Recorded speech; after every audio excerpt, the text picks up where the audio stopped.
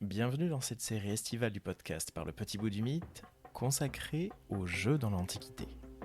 Quand on pense au sport dans l'Antiquité, on pense souvent aux Jeux Olympiques, qui se déroulaient tous les 4 ans.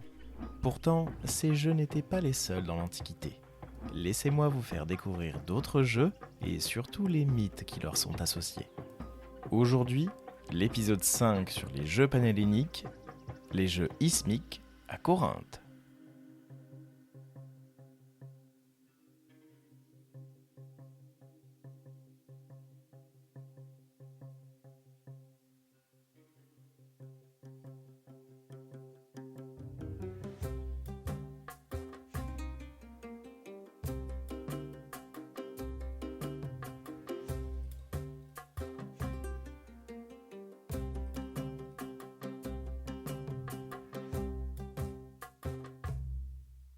Nous avons quitté le Péloponnèse pour rejoindre Delphes, mais nous y retournons une dernière fois.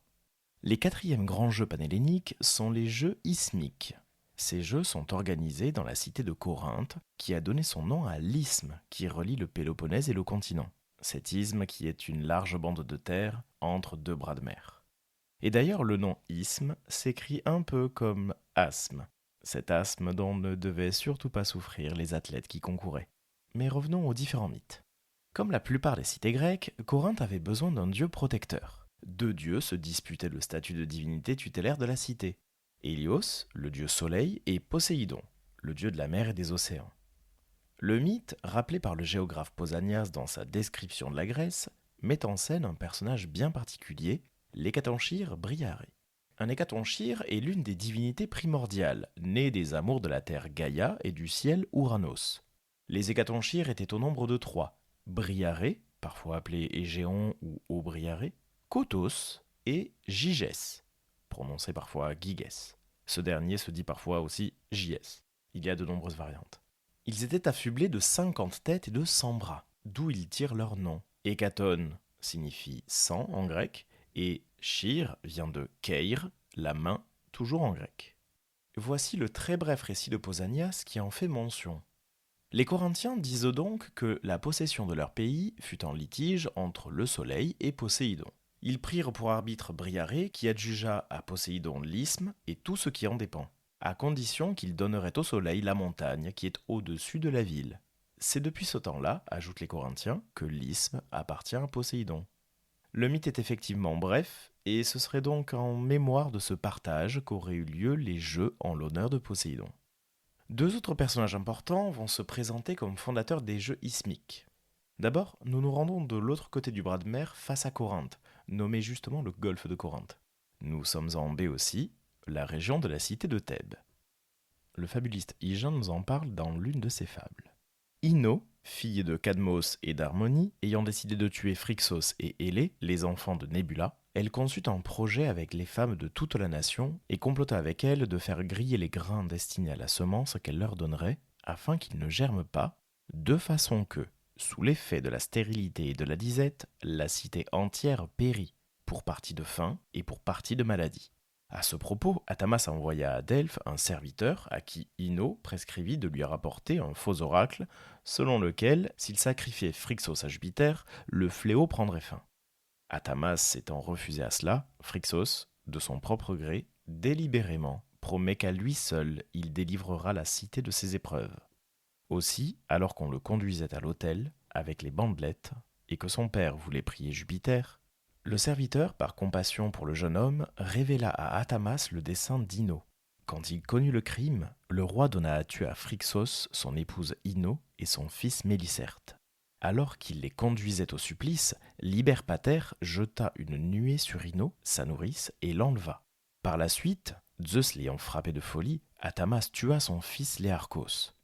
Quant à Ino, avec son fils Mélicerte, elle se précipita dans la mer. Liberpater voulut qu'elle reçût le nom de Leucotée, nous l'appelons Mater Matuta. Et Mélicerte, celui du dieu Palémon, que nous appelons, nous, Portunus. Pour lui se déroulent tous les 4 ans les jeux gymniques que l'on appelle jeux isthmiques.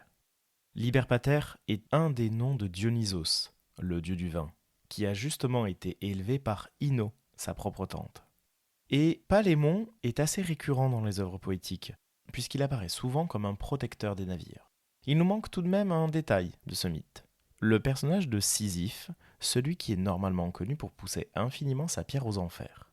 Et nous retrouvons Pausanias à l'arrivée dans la région de Corinthe. En avançant un peu, vous trouverez sur le rivage un pain qui s'est conservé jusqu'à ce jour, et un autel à Mélicerte. Les gens du pays disent que son corps fut apporté là par un dauphin, et que Sisyphe, l'ayant trouvé sur le rivage, l'enterra dans l'isthme et institua les jeux isthmiques en son honneur. Sisyphe est alors le roi de Corinthe.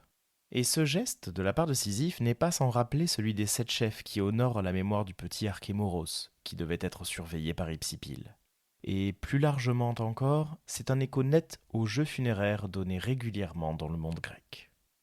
Et nous pouvons aller plus loin dans les mythes en abordant le personnage de Thésée, qui lui aussi intervient dans la fondation des jeux isthmiques. Voici un extrait de la vie de Thésée, composé par le biographe Plutarque.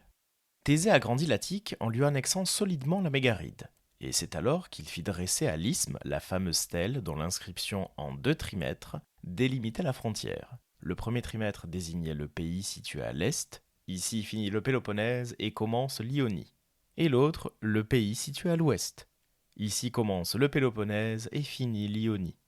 Et le premier, il y établit un concours par émulation à l'égard d'Héraclès. Son ambition était d'y voir les Grecs, qui célébraient les Jeux olympiques en l'honneur de Zeus, à cause de ce héros, célébrer les Jeux isthmiques en l'honneur de Poséidon, à cause de lui. En effet, le concours institué en mémoire de Mélicerte s'y déroulait de nuit, et il avait plutôt l'air d'une cérémonie secrète que d'un spectacle et d'une fête publique. Quelques-uns disent que les Jeux isthmiques furent fondés en l'honneur de Siron, dont Thésée voulait expier le meurtre, parce qu'il était son parent. D'autres, enfin, nomment Sinis au lieu de Siron, et disent que c'est pour celui-là, et non pour celui-ci, que Thésée fonda les Jeux. Quoi qu'il en soit, il régla et définit avec les Corinthiens les droits des Athéniens qui viendraient assister aux Jeux.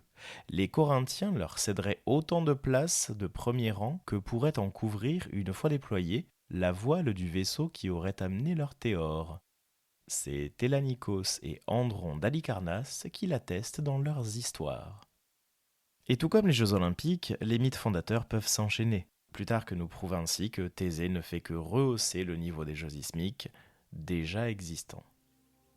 Merci d'avoir écouté ce 5e et dernier épisode de la série estivale présentant les Jeux panhelléniques et les mythes qui leur sont associés. J'espère que vous aurez découvert tout au long des épisodes de nouveaux mythes ou tout du moins de nouvelles facettes de héros que vous connaissiez déjà. Retrouvez dès le mois de septembre la nouvelle saison de votre podcast de mythologie, un jeudi par mois. N'hésitez pas à vous abonner à ce podcast sur votre plateforme de streaming préférée et à laisser 5 étoiles sur Apple Podcasts et Spotify. Vous pouvez aussi vous abonner au compte Instagram Le Prof de Latin Grec ou Par le Petit Bout du Mythe. J'y donne souvent des nouvelles. À bientôt pour un nouveau coup d'œil par le Petit Bout du Mythe.